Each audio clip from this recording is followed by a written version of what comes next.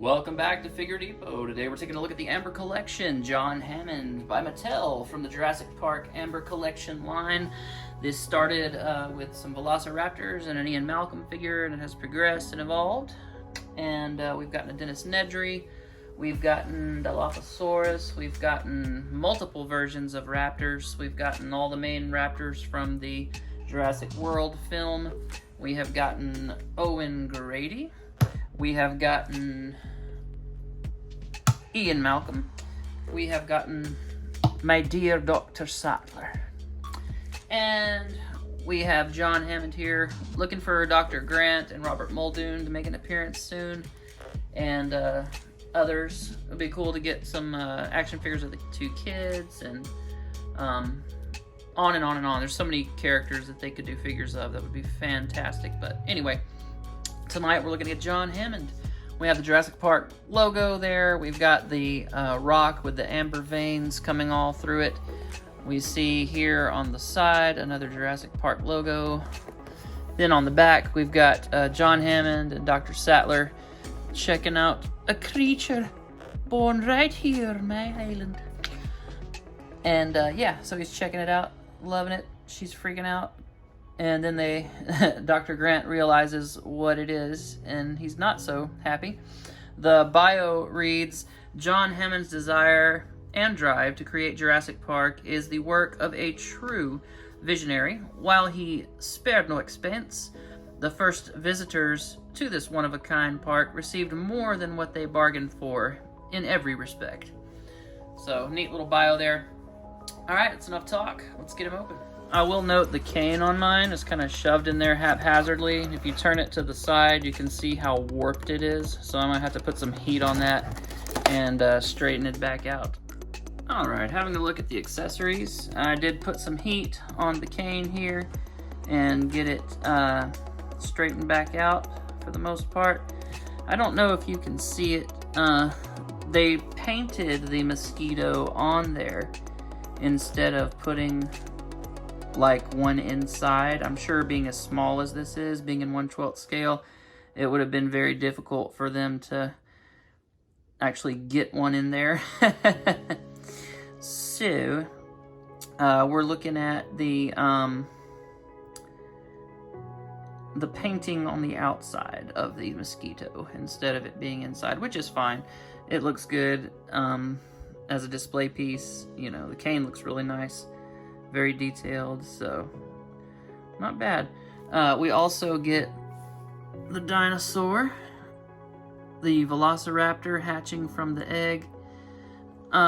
Looks more like a T-Rex to me in this particular sculpt. The nose is a bit wide to be a Velociraptor and not as long as it should be, I don't think, but I think that the baby was kind of depicted in that light, actually, in the film, now that I think about it. So, anyway, not going to overanalyze this microscopic dinosaur egg, but the paint detail on it is very nice, and looks good for as absolutely tiny and microscopic as it is. Then we get, hey, calm down over there. Then we get some hands. We get a pointing finger. You listen to me. He's got a little ring on there, and that looks cool. And then we get another hand where he can actually hold the egg. So that's pretty cool. Try to bring that in a little closer. Yeah, there we go. And he's got a ring on that hand as well. Dude likes his rings. But yeah, pretty cool.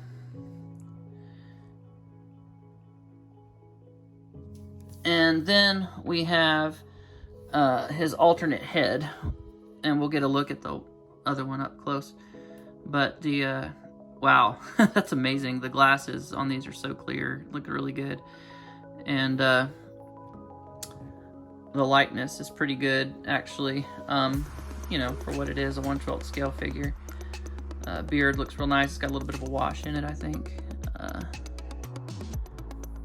Maybe not. It may just be the sculpt that's kind of bringing out some of those shadows. But, yeah, because the Ellie Sattler definitely did not have a wash in her hair.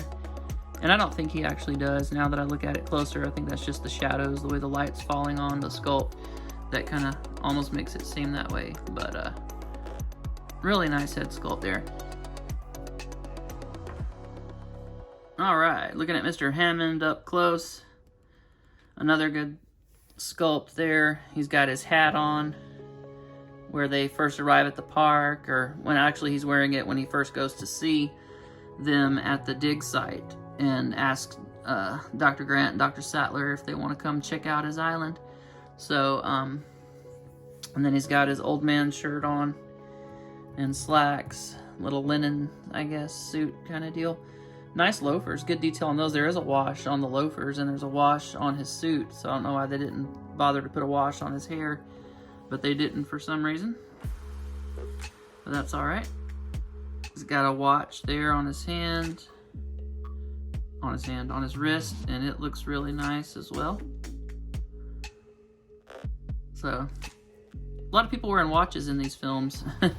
Good detail there. The top of his hat, you know, all that detail looks really nice.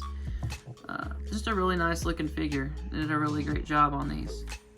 All right, in terms of articulation, his is a little better than Dr. Sattler's. He can look down a bit. He can look up. He can swivel around.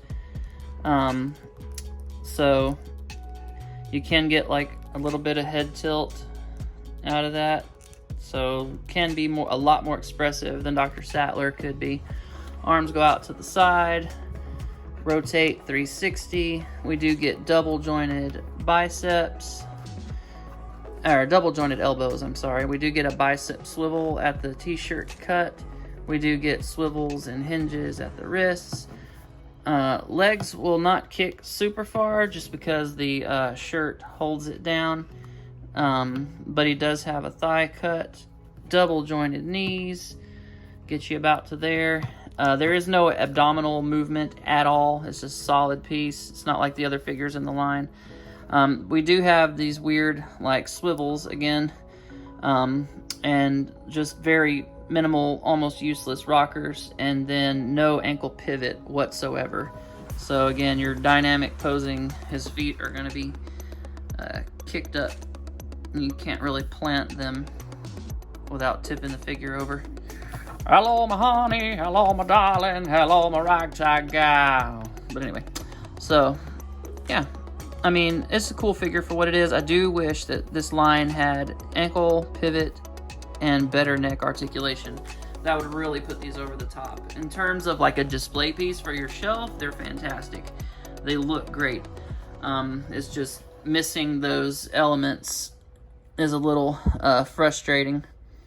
So, yeah. But other than that, like, it's a really awesome figure. I really like it. And I like the line itself for the most part, minus those articulation issues that I mentioned. That's really the only thing that bugs me about the line, is just the lack of articulation in certain key areas to get really dynamic poses. So far in the line we have Ian Malcolm. We have Owen Grady. I'm Dr. Sattler, waiting for an Alan Grant and a Robert Muldoon and whatever else they want to throw at us. There's a Dennis Nedry as well, but I don't have that particular figure, so this is what I have in my personal collection thus far. My overall thoughts, I'm happy with it, again, minus the minor issues I mentioned, but the sculpts are nice, the scale is nice, and yeah, they're cool. I'll definitely pick them up if you're a Jurassic Park fan. They're obviously a must-have for you. If you're not so much into Jurassic Park, you might want to pass on them, because outside of being what they are, there's no just wild draw to them. But if you're a Jurassic Park fan, I would definitely say these are something you're going to want to pick up, even with the frustrations with the ankle pivot not being there and the neck. But yeah, still great figures. I definitely recommend them. And yeah, so check out my Instagram. I'll be posting pictures of all sorts of stuff, doing action figure reviews, customs, and all kinds of fun stuff. So be sure you head over there, Figure Depot, on Instagram. Thank you so much for watching. Please comment. Let me know what you think about the figures. If you plan on picking them up, please like and hit the subscribe button if you haven't, please. I'm just trying to grow my channel, and that would be very helpful. I would definitely appreciate it more than you know. Thank you so much, and I'll see you next time. Bye.